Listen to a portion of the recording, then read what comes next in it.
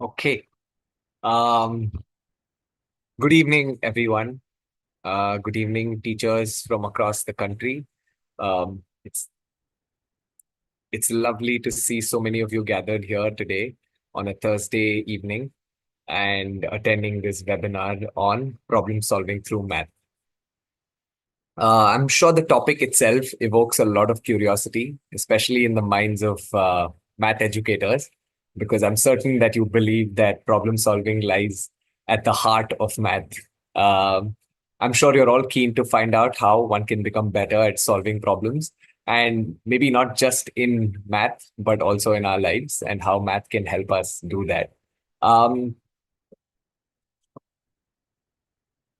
So today's webinar will be led by Charuta Joshi and Ayush Manik, who are our speakers. Um, Charuta is a math educator who is based out of New York, and she's also the founder of ProblemSolvers Lab. And Ayush is also a program consultant working with ProblemSolvers Lab. I invite the both of them to tell us a little more about themselves and engage us in some problem solving through math. So, Charuta and Ayush, over to you. The Zoom stage is yours. And participants, you will hear them speak soon. Thank you very much. Thank you so much, Surya. Um, I'm, I'm actually, can you stop sharing the screen? That'll be great. Thank you so much, folks, for joining this webinar today. I feel really honored. Glad to be part of this. I'll give you a quick introduction to myself. I have been an educator for 20 years.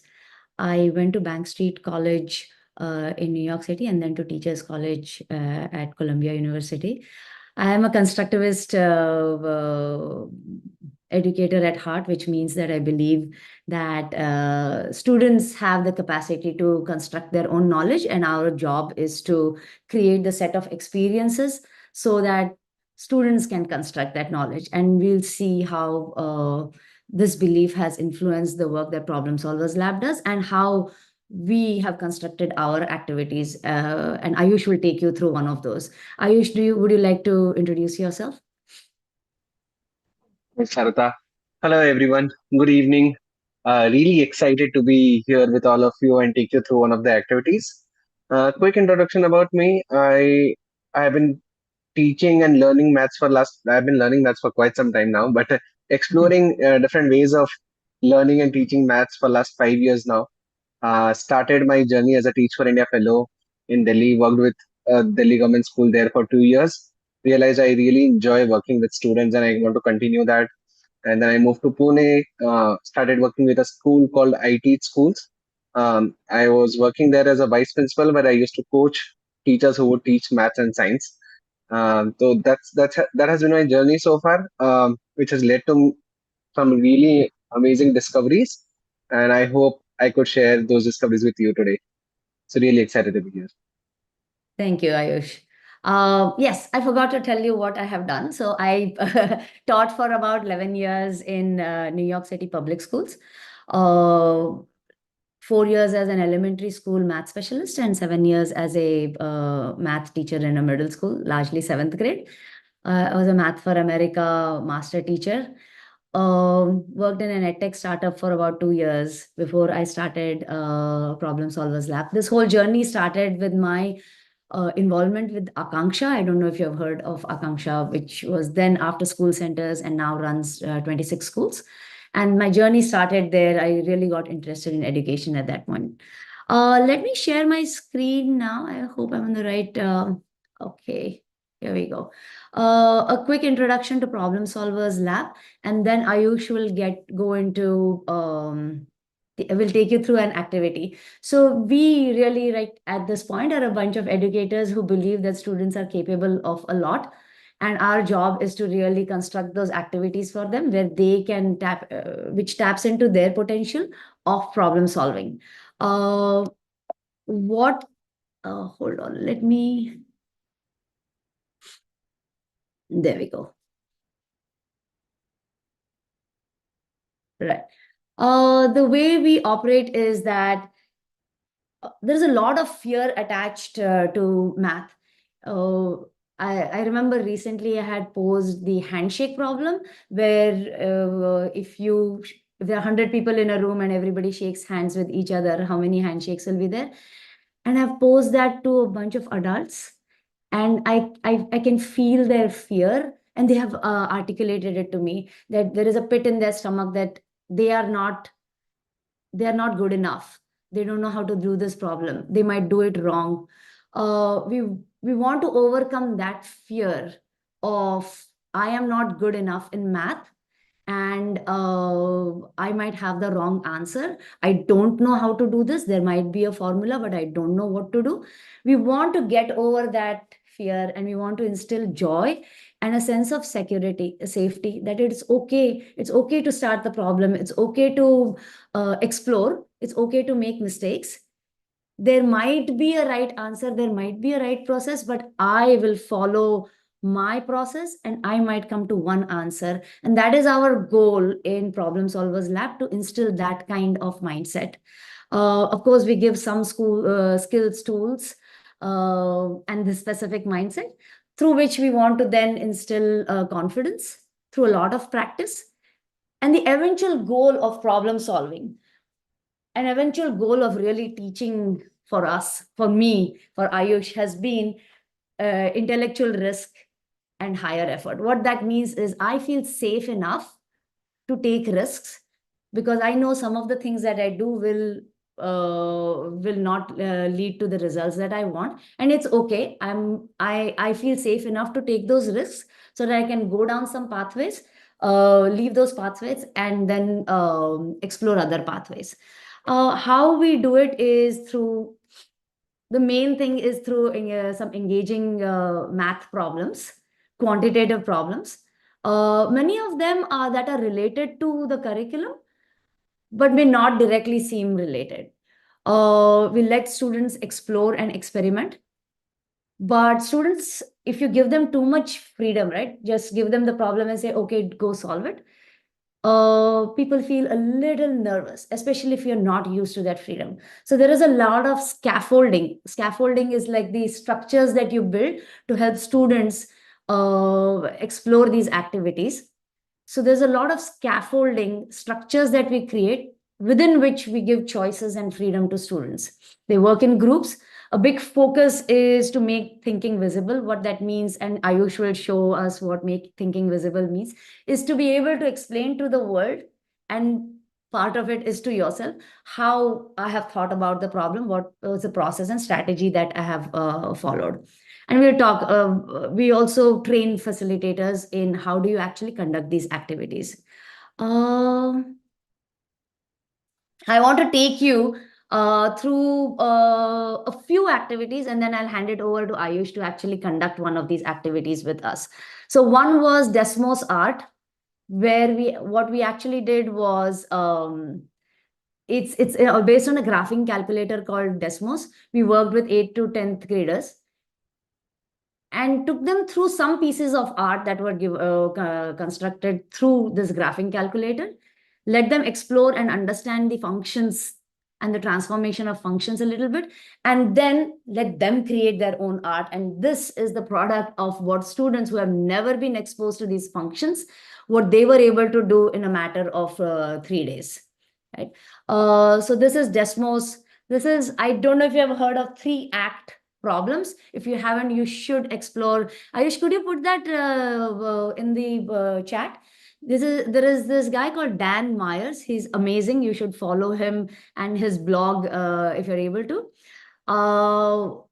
You pose a problem through a video or a photograph, and then there's a process. There's Act 1 is where you make an estimate. Act 2 is you think about what information you need to solve this kind of problem.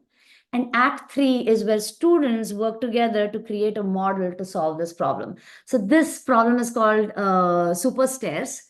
And it was fantastic to see students engaging in solving this problem, which required them to think very deeply about the patterns that they're noticing, but also about what generalization can I come up to if there were not just 21 stairs, if there were like 10,000 stairs, right?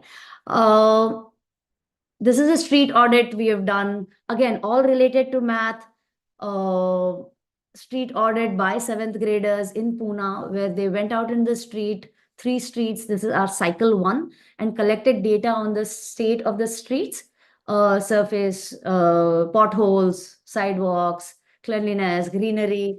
And then now they are in the process of doing like 60 streets in Pune, after which they will do some mathematical calculations around averages.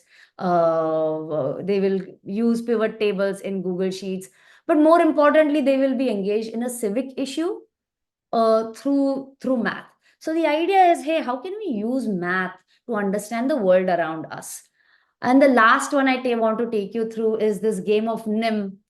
We are playing NIM, the 1-2 NIM, with fourth through seventh graders in Tamil Nadu.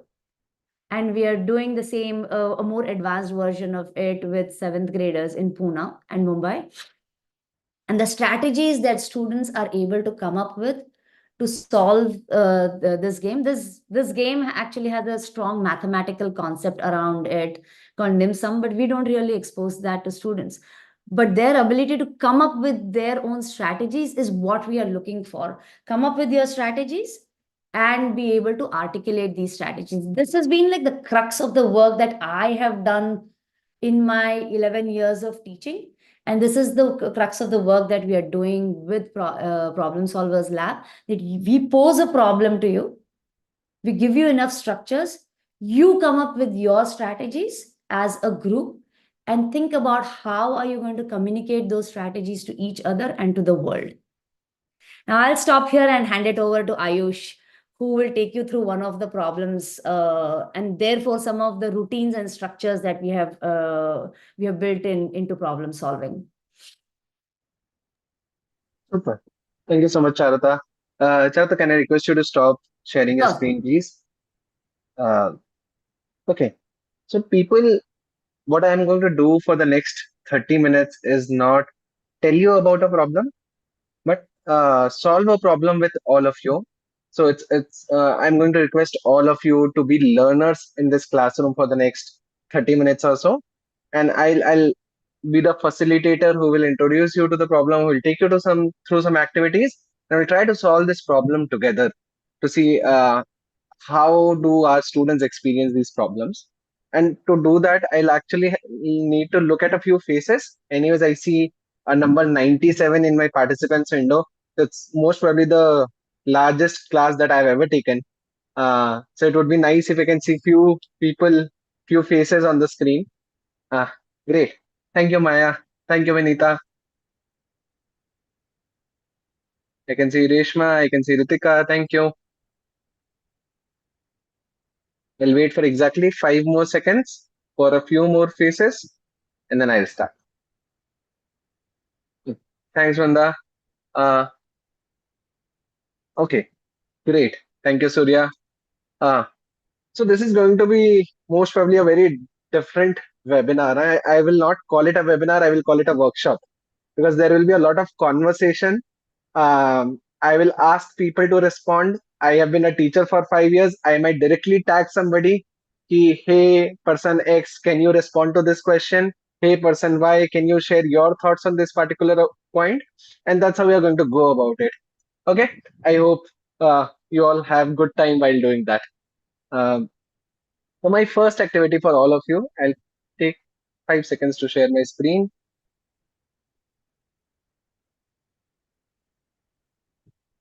So my first activity is a notice and wonder routine. I usually call it a notice and wonder routine with my students as well. What you're supposed to do is take the next 2 minutes and look at this image on your screen and write down any three things that you see in this slide. Any three things. It can be it's a capital T there, it's a capital H there, I see a shape. It will not be something mathematical. Just anything that you see on in this image for the next 2 minutes. Ayush, is it okay if we give people 1 minute? And I'm going to start the timer now. Yes, 1 minute. Okay.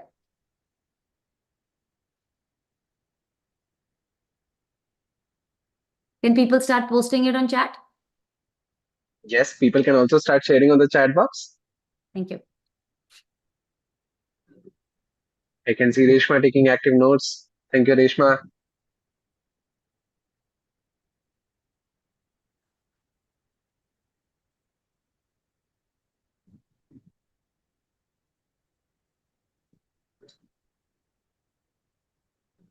Oh, lots of messages. One hexagon, three hexagon, total horizontal 8, interlock lines, pattern, honeycomb structure, polygon, hexagon, super. Hexagon, perimeter, 1 centimeter side. Oh, it's going to be a test of my reading skills today on the chat box. Uh, 8 patterns, increasing number, combination of polymer. Okay, length of the boundaries, perimeter, yeah, hexagons. I was Charuta, just how much let time you do know we have 1 minute left? is up. Yeah. Yeah, good. Okay. Okay. I see a lot of responses on the chat box. Would love to hear some voices as well. Anybody who would like to come off mute and share what are they seeing?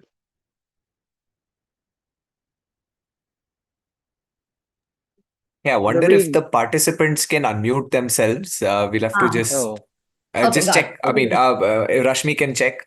Now that I'm already unmuted, I'm just going to say the first thing that came to me was something mathematical. Therefore, I put down hexagons and, like something like symmetry. And I forgot the other thing. I put perimeter, I guess. So, yeah. super. Symmetry, hexagon, perimeter. Great. Okay, cool. Uh, in the while the team is figuring out if people can unmute themselves, I would like to ask this group a question. Um, what is perimeter? Like I see perimeter equals to 6 centimeter in the first diagram and perimeter equals to 10 centimeter in the next diagram. What's perimeter? It's the measurement of the outer line. Yeah, the like Measurement of the outer outer line. line. Yes, Yeah. the boundary line. Okay, okay, got it. Okay. Somebody else who would like to We respond? also see sum of all sides people have given, and people have given a bunch of things in the chat. I'm going to actually read out sum of all sides, the sum total of the length of the sides of a figure. Actually, in the Comment? second image, it is little bit confusing because they have given the middle join line. So I Hmm. thought it's 11 cm. Then I thought, okay, no, it is 10 centimeter. Beautiful. Okay, okay, interesting. Cool, great. Love the observations here, people. The problem that we are going to solve today is what if there is a perimeter of 10 hexagons? What would be the perimeter then? And that is a problem that I want to ask all of you. Um, and I don't want, we all come from a very conventional background and we immediately start looking at our memory line and like, did I study about any particular formula here? Is there a formula? Can I multiply something? What was the formula for perimeter of a square, rectangle, hexagon? I don't want to get into that, but I just want you to stay with this problem. Okay, what if this train, the train that we saw in the previous slide, which had 2 hexagons, what if there was a train of 10 hexagons? How would you find the perimeter of that train? Okay, somebody says 100 in the chat box. Could be. Okay, thank you, Monica. Uh, Instead of jumping into solutions and asking you to solve this right away, what I'm going to do is take you through an experience that I usually take my students through as well. Uh, and what we start with is actually breaking it down to a smaller problem. Uh, I request all of you to take the next 2 minutes and try to first find solution of these four trains. Train in case of 1 hexagon, train in case of 2 hexagons, 3 hexagons, 4 hexagons. Will take 2 minutes to find perimeter of these four hexagons or these four trains. And Charuta will turn on the timer. Yes. Ayush, 2 minutes or 1 minute? I'm going to shorten the time because people seem to be moving fast here. Yeah. Will Yeah, it be yeah. 51? Okay. I Just don't give know. us one moment. What we would like you all to do is instead of putting your answers in the chat right now, if you could just pause your thinking about the bigger problem and engage with Ayush on the smaller problems that he split this into, which is what is the perimeter of train 1, perimeter of train 2, perimeter of train 3, perimeter of train 4. And before actually let's not put it in the chat for now so that we don't interrupt other people's thinking. Give everybody another half a minute to actually think about it.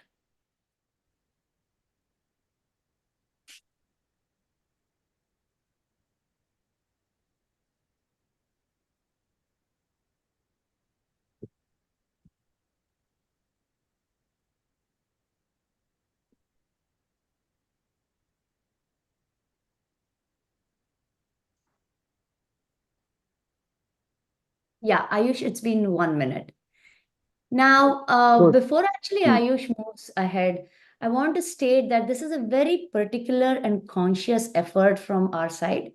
And this is one of the things that we recommend that you do as classroom teachers is before you pose, before you let people contribute, participate, give everybody 1 minute in your classroom. It could be 3 minutes to actually think about this. It's so that everybody gets a chance to think. It's not just the people who move the fastest or the people who are the boldest, right? You want everybody to be able to participate. And so you always, before you get people to participate, give 2 minutes for people to think about the question and then call on people or let them participate. As we go, we'll keep infusing this activity with the teacher moves that we are involved in this. Go ahead, Ayush. Super. Ayush, do you want me to Thanks, sir. annotate? Or Yeah, you're if you planning? can annotate, that would be great. Yeah.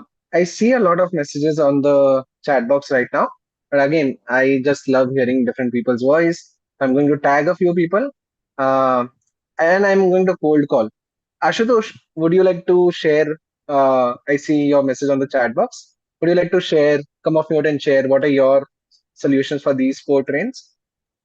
So yes, train one's perimeter is 6, then train Not 2 even- Okay. yeah. 11, and train Okay. is 16, and train 4 is 21, added up to 54. Okay. You have also totaled the four parameters. That's great. Charuta, are you able to annotate? Surya, are we able to annotate in here? You should be. Let me just check. It's okay. I can do it in the meantime. No problem. Okay, yeah, I am not, for whatever reason, Okay. I can't see the annotation. Go ahead. Okay. So Ashutosh shared 6, 11, 16, and 21. Okay, great. Oh, it's hmm. Okay.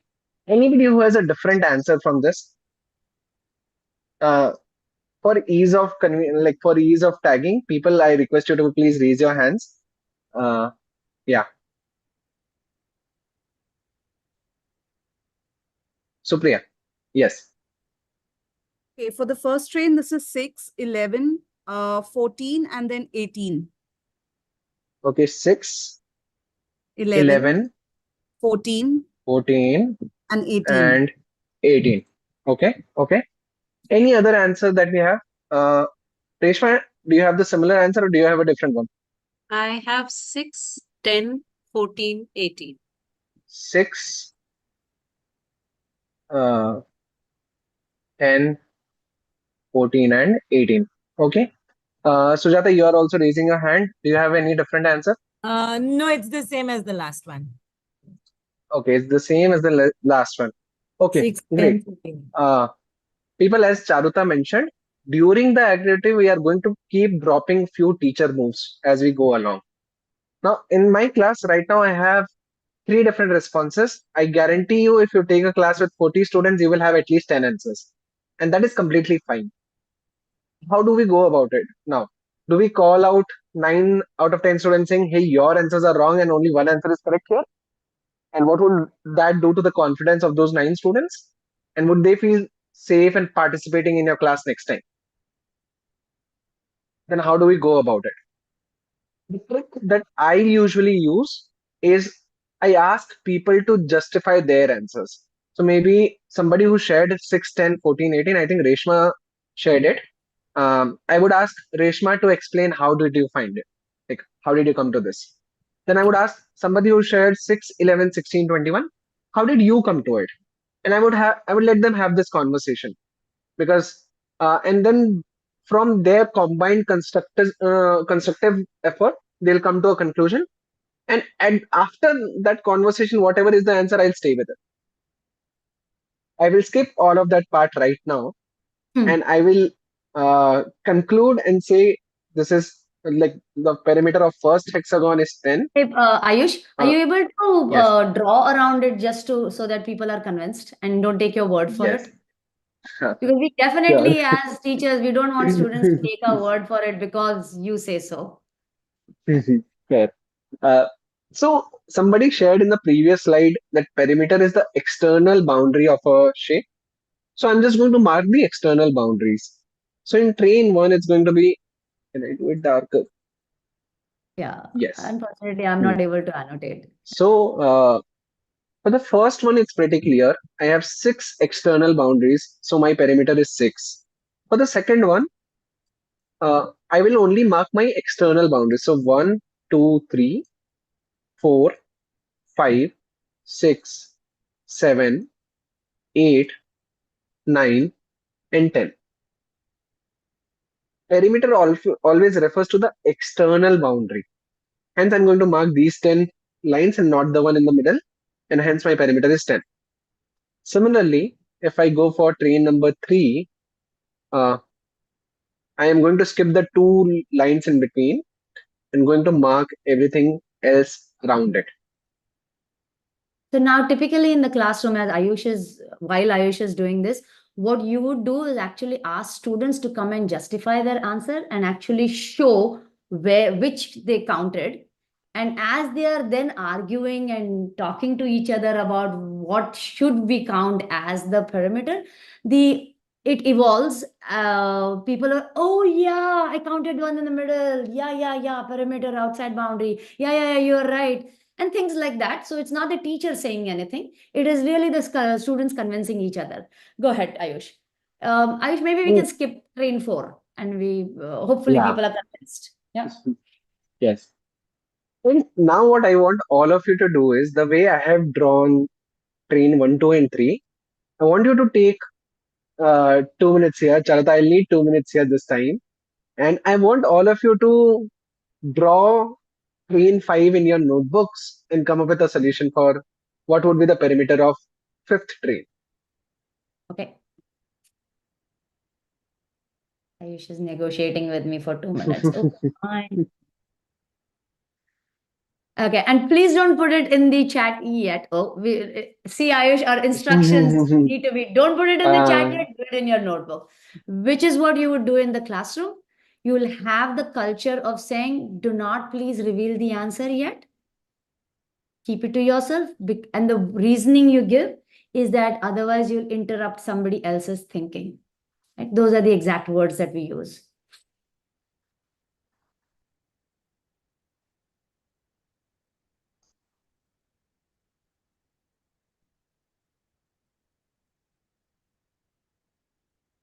I like how after Charuta's rationale, people have stopped sharing on the chat box. Good job, class.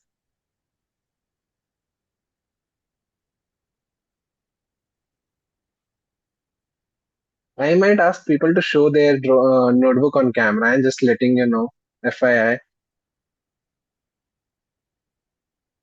Okay, I can see a few notebooks opening up now. Great. Okay.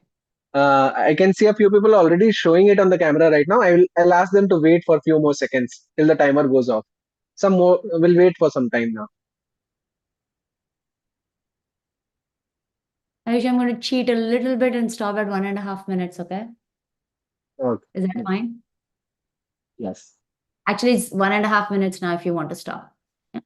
Okay. We'll stop. Everyone, I know we are middle of finding notebook, doing something to center all of us back. I'm going to give a 5-second countdown and I want everybody to center themselves, come back and focus. 5, 4, 3, 2, 1, 0. Okay, cool. Now we can use the chat box to share our answers.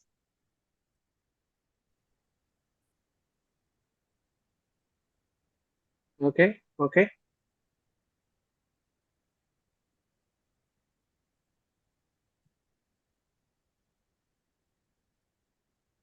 okay.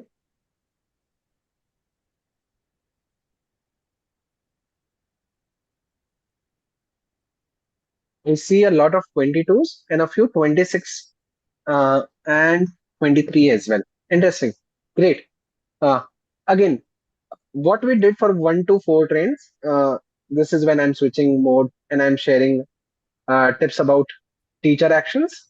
If you see some misalignment here in your class, you again do the same routine here as well, just to ensure everybody's following up in the basics in terms of what parameter is, so that nobody's confused about what parameter is before they solve the main problem. Uh, in the interest of time, I'm I again won't be able to do that right now.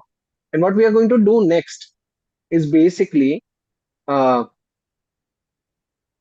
my drawings first. Come to the main problem that we started with. We started with the problem that what would be the perimeter of 10 trains. And what I want all of you to do now is look at the information that you already have. You broke down this big problem into a small problem. You have some data point with you.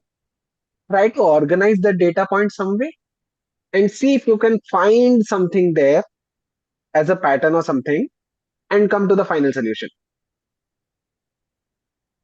Charuta, how much time can we have for this? Ayush, were you planning to create a table and let people Uh, then discuss? Yeah. I was thinking of giving people some time first, but because we have discussed table, let's do that. Okay. Uh, Let's create a table because I think that's such a powerful tool to use with students. Yeah. yeah. So again, don't reveal your answer in the chat yet. We're going to create a table, and Ayush and I believe that creating a table where you then organize the information that you have is a powerful tool that we should do expose students to. And I know that in seventh grade, eighth grade, when they start doing linear functions or whatever, they will get exposed to this. But this is a tool that starting third grade, second grade, you can start exposing students to as to how do you organize your information.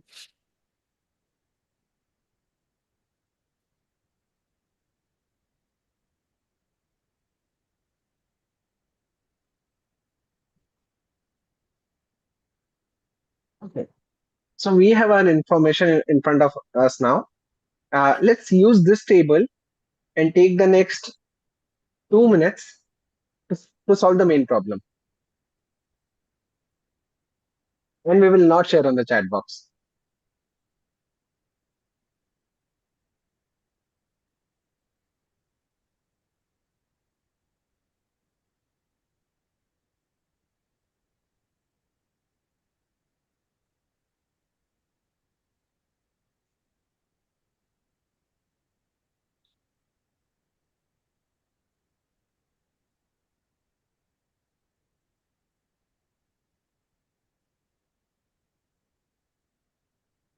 Yeah.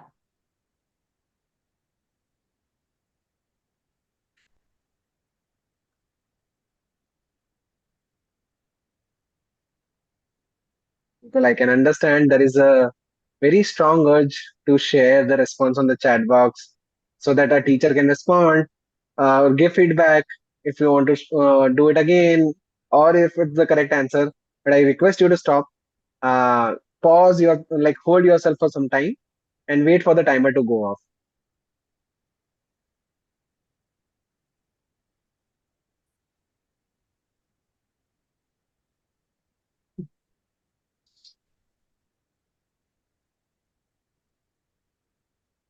Ayush, it's been 1 minute, 20 seconds. If you want to actually Okay. go ahead.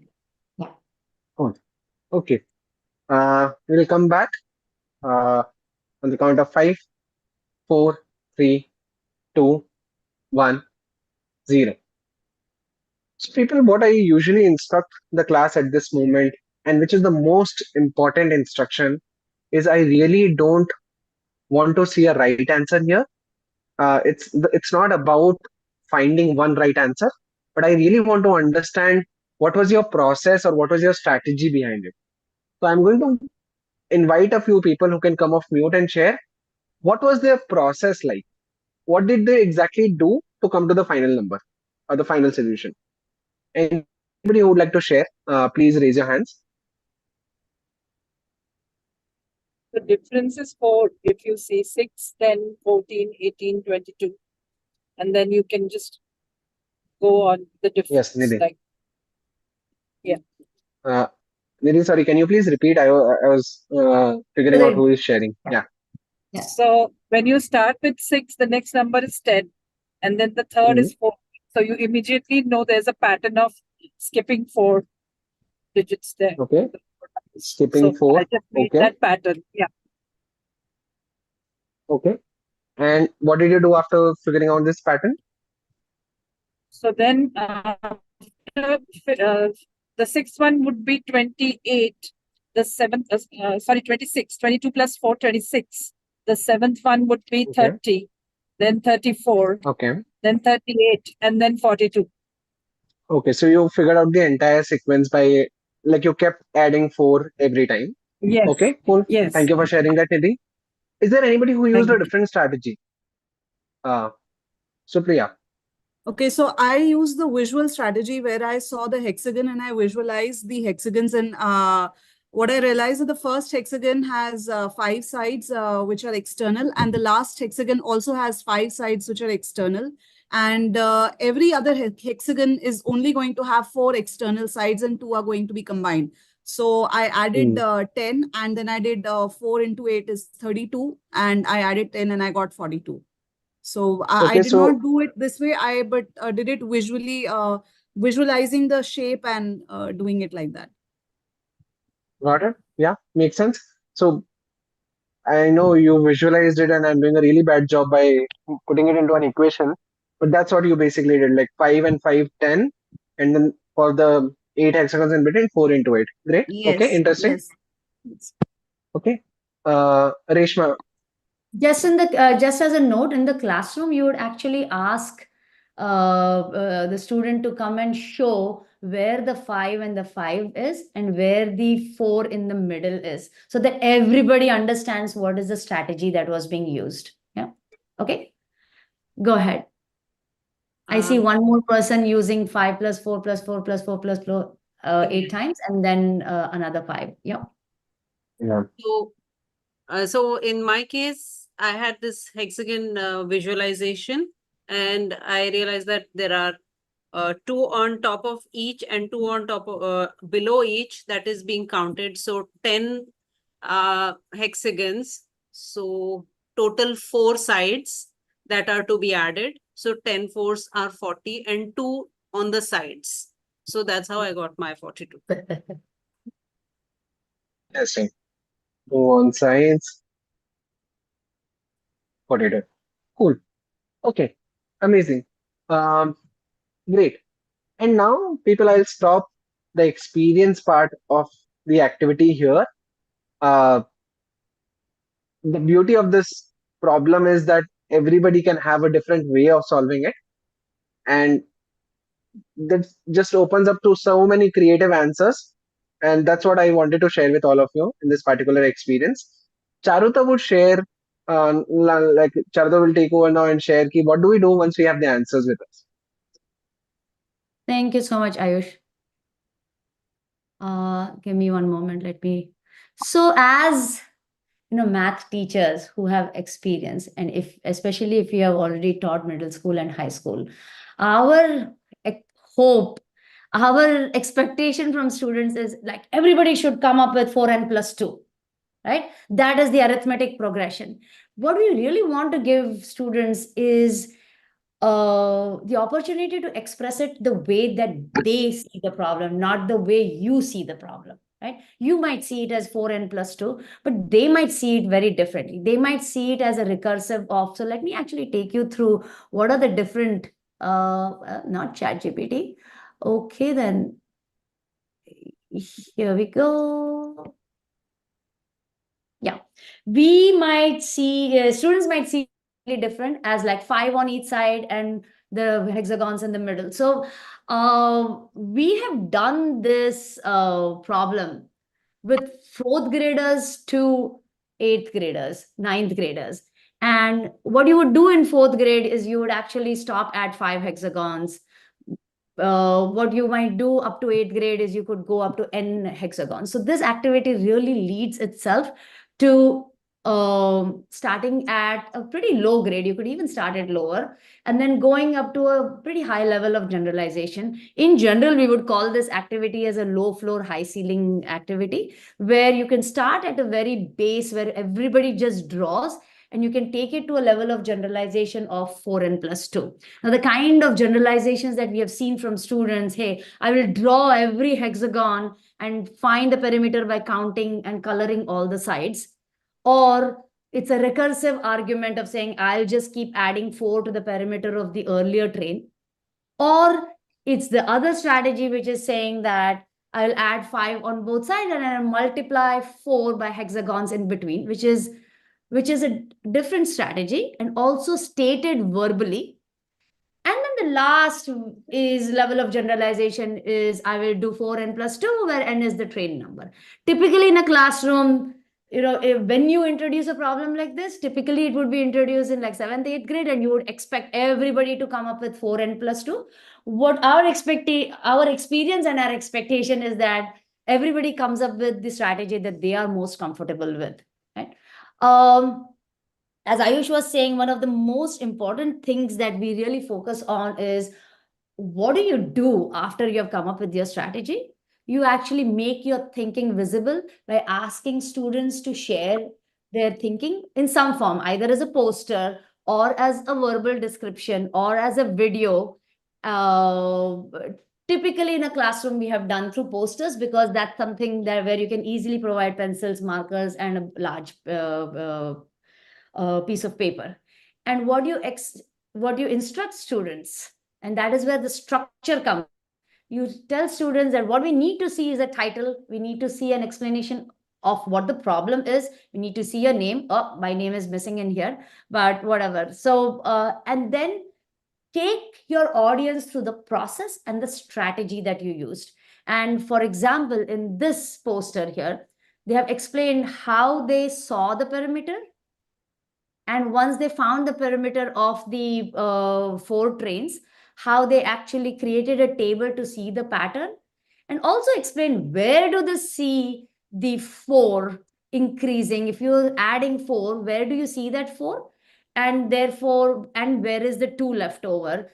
And then explain what is the process. We had to find this for 100. We made the problem smaller. We made a table to find patterns. And then we figured out what is a generalized rule.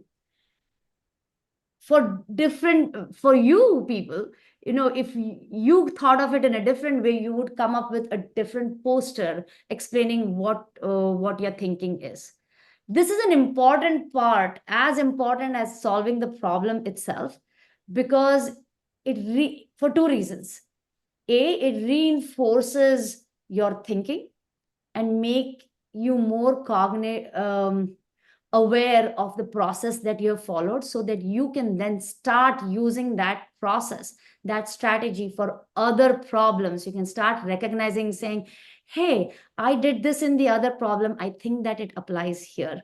That's one reason that you push students to make their thinking visible. And the other is, as they grow up and they will work in groups with people, they have to communicate their thinking to other people. That's going to be an integral part of their adult life. Being able to collaborate and work with other people, we want to provide that experience to them right from when they are little, right from when they are in 2nd grade, or even 1st grade. And so we want them to learn how to work in a group and how to communicate that thinking to other people without having to talk to other people. I will stop here. I'm a big proponent of making your thinking visible, and I could go on and on, but I know we want to leave some time for questions and answers and a small feedback form. So should we stop sharing our screen here? Ayush, was there anything else after this, or are we waiting for questions from the audience? Yeah. We are waiting for the questions. Yeah. Can we actually ask the audience to come up with the strategies that we used or the teacher actions that we took through the small exercise that we did right now? Can somebody remember what is the first thing that we did? We visualized the problem and we took 2 minutes to decide what were the things that stood out for us. Absolutely. So we visualized, we showed them a visual, and we did a notice and wonder routine. A notice and wonder routine is a very low floor activity where everybody is able to enter into this activity. A similar routine is what is same, what is different. Again, helps every student to enter into the problem. Okay. We did diagrams, we did questions. Thank you. What did we do next? As a teacher, we allowed the students to we gave them time so that everybody could come up with an answer, and we told the ones who early birds to wait, like hold on. Absolutely. We gave everybody time to think. What else? Pause the judgment on the part of the teacher, did not, with our expression, with our tone of voice, ever indicate what is the right or the wrong answer. But we will ask everybody to justify their answer. Okay. Collated many responses. Collated many responses, absolutely. And gave it to the students to say, hey, okay, now go justify if there are different Now answers. you asked us to explain how we have arrived at our answers. And that teacher was not specifically looking for the right answer at that point of time. Yeah, absolutely. Not looking for the right answer. And mostly it is the wrong answer that actually gives you the way to think. Absolutely. Because different people are thinking in different ways. When somebody articulates their thinking, it helps even the person with the wrong answer to think about, hey, I could have thought it differently, but let me explain the way I thought about it. And let's negotiate. I don't know if you let students negotiate in your classroom, but absolutely, let's negotiate and figure out whether we can convince each other. Give a chance to explain. Beautiful. And then we actually organized our information and let students figure out a pattern. I'm going to pause here and see if there are questions that students might have, or sorry, participants might have. Once a teacher, always a teacher.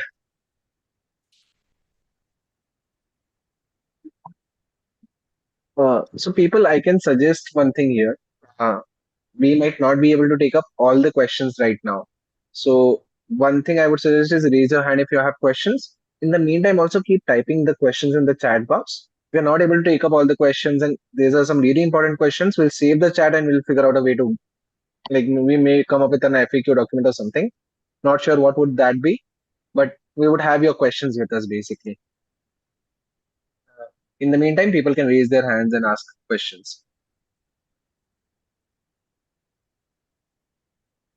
Charuta, you mentioned that when they're working in a group, the essentials of communication is also to, do it without talking.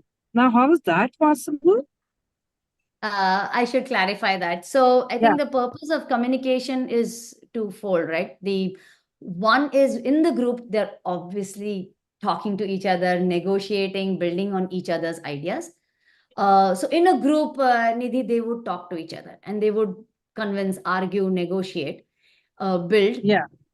When the other purpose of communication is to explain to themselves and to the world how they have thought about the problem, and that is where the make your thinking visible chart comes in, where they then work together to create a poster to tell the world how they have thought about the problem. Interesting. Yes. So can we have major concern of time? Absolutely. And what you could do as a teacher is figure out what are the key, what are some routines that you can bring into your classroom that can help all students to participate. And I suggest like the notice and wonder routine, the what is same, what is different routine, and error analysis routine actually might end up feel like it's taking a little more time, but in the end it saves time, because I know I am from the Indian education system. I am working a lot with a lot of schools right now, that we spend a lot of time in revision before an exam, right? When you do these kind of activities and take a little more time for students to truly understand and own the concept, you will find that you will actually you'll need less time for revision. And so that is the kind of adjustment that you will have to do in your mind. You'll have to believe that this kind, the way you introduce it, the way you explain, is a little more sticky than just telling them the concept. Can we teach all topics in this method? Yes, and you have to be really creative on how you can do it. But the good news is that there's a lot of material that's available online. Like I talked about Desmos, and I know that to introduce quadratic functions, there's actually a Desmos activity that you can do where you show a man falling down, in coming down in a parachute from the top of a building, and another object being thrown from a top of the building, and you can then see how there are different functions associated with these two objects falling. And that is a way of introducing quadratic functions. Or there's the Desmos 3-act problem where somebody's putting a ball into a hoop, a basketball. And for our Indian context, we can do it with cricket ball, right? Somebody is, ye chakka hoga, chauka hoga, ya out hoga, right? That is the question you could ask when you have somebody hitting the ball. And that is an introduction to saying, okay, with our naked eye, you cannot actually predict. But if you use quadratic functions and we actually modeled it, you might be able to see where that ball is going to land. And that's an introduction to quadratic functions. So yes, you can actually do this kind of activity and thinking with a whole range of topics.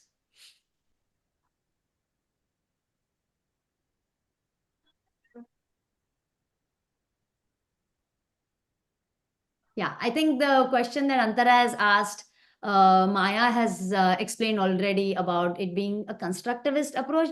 Very simply put, the traditional approach is where the belief is that the teacher is the holder of knowledge and students are empty vessels, and the teacher pours the knowledge into the student's head, right? That's the traditional approach. A constructivist approach is where you're saying students together, by on their own and collectively, are able to construct their own knowledge. And our job is not being a teacher, but actually being a facilitator. And how can we create a set of experiences that will help students discover these concepts? Now, of course, I know the importance, and we all know the importance of not just understanding, but also mastery. So it's a balance, right? You introduce the concept in a way so that students understand, but then you give enough practice so that they become efficient. So it's always a trade-off. It's always a balance between understanding and efficiency. Even when you're introducing the, say, the algorithm, like the stacking, right, for addition in, I don't know, first grade, second grade, whenever, it's again about understanding why it works, right? How do you actually, why are you doing this carryover? Why, where did that one that you're carrying over the two come from? So understanding it first, and then saying, okay, now, instead of writing down so many numbers, can we actually make it more efficient and just write one at the top instead of writing 10 or 100 or 1,000? So understanding and efficiency, those are the things that we have to balance. Oh,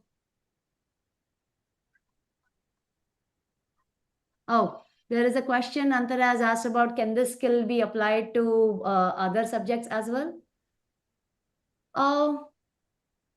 Ayush, did you want to take this up? I have responded to Antara on chat. Okay. There's a question from Lakhan Patel as well in terms of how do you think we can do this with grade 11th and 12th students.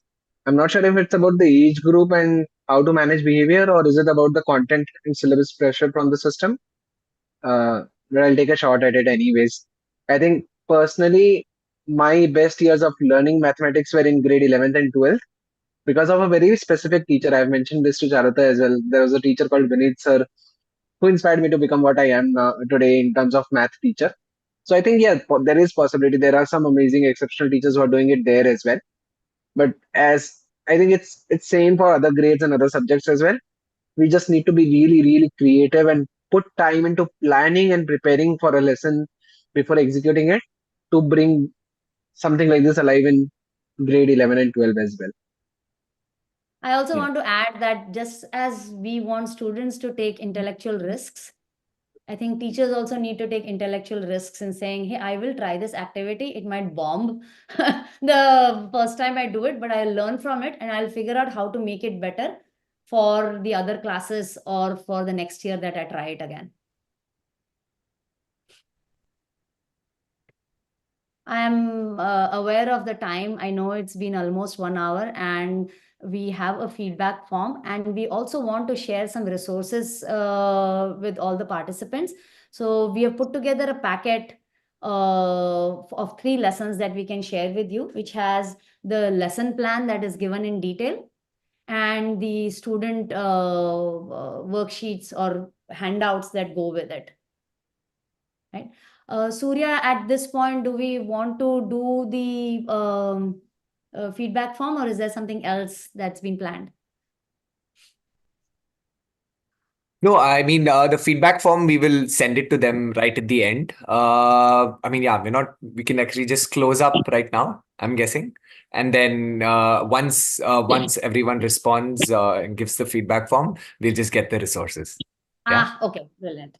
Yes. Yeah, the So maybe feedback we have time link for has one been more posted. question. Yeah, go ahead. Okay. Yes. So, yeah, the feedback link has been posted. You were saying something, Charuta. You can just complete and then I will sort of wrap up. Oh no, but I was just being greedy and I was saying that because we have 2 minutes, maybe there's time for one more question, but who knows? Yes. But yeah, of course, there is. Go for it. I mean, I think there are 1 or 2 questions that. Okay, yeah. I mean, maybe we just a final round of if any participant has one more question, burning question, then please do ask We it have right one now. question in learners in class. So handling the boldness will be, can you just share a few methods to handle the situation? Yeah. As I said, again, giving everybody time to think. That's one, right? So that it gives, it creates a level playing field, making sure you're calling on all students, but then also creating extensions. It's really, really important that you cater to students at all ends. That is, you create enough structure so that students who, I don't want necessarily say students who are struggling. For me, differentiation is built into the handouts that you create. So you create enough structure in your handouts so that whoever needs it can use it. And whoever doesn't need it can dispense with it and say, hey, I don't need this. And you create enough extension at the end to say, can you now extend this activity? Not to go to the next topic or to the next grade level, but can you actually stretch this so that you stretch their thinking? Ayush, I know you were raising your hand to say something. Yeah, I just wanted to give a quick example so that people get what you're saying. So the main problem of today's lesson was 10 hexagons. But what I would do in my worksheet is I would make a bonus question, or I would make it in bronze, silver, gold. So the bronze question is 10 hexagons. The silver level question is 20 hexagons. The gold level is 100 hexagons. Then the diamond could be n number of hexagons, and then you can go into platinum and whatnot. But basically, that's how you create levels and let people figure out their own levels to work on. I'll just be, I'll differ from Ayush just a little bit here, in that giving it names like silver, gold, diamond is already a value judgment of capability. So I prefer to call it mild, medium, spicy. And I have created a lot of handouts where there are 5 problems in mild, 5 problems in medium, 5 in spicy. And I tell students that you need to pick from at least 2 categories, right? And that's not a value judgment whether I might like mild over spicy when I'm eating my khana. So it's not a value judgment that spicy is better than mild.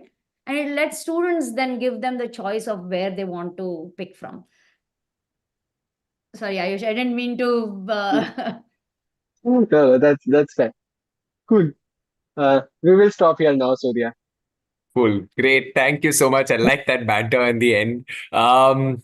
Participants, everyone, thank you so much for joining this webinar. I'm hoping that it was helpful for all of you. And, some of the strategies that Charuta and Ayush have shared, really, really helpful. And we hope that you will be able to take these strategies, use them in your classroom, and of course, benefit from it.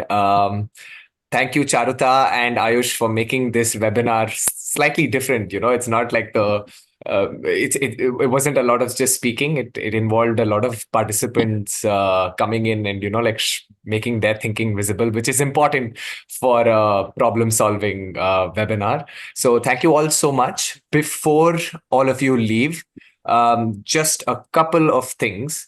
One, the feedback form is already on chat. Please do share feedback, and then you'll also get access to some resources that Charuta and Ayush have put together so that you can, do these lessons. There's also going to be circles of support, which is starting from tomorrow. And this is something that will happen every week. The Teacher Foundation does a regular circles of support. And this is something that will be happening from tomorrow. So make sure you join that. Apart from that, also please do subscribe to the Teacher Foundation YouTube channel. It's free. And we do post a lot of podcasts and we do post these webinar recordings there. And we're also trying to put out content which will be helpful for teachers. So we would like you to sort of engage on our social media platforms so that we know what sort of content teachers like and what sort of content they also would like to see, so we can sort of put out that kind of content.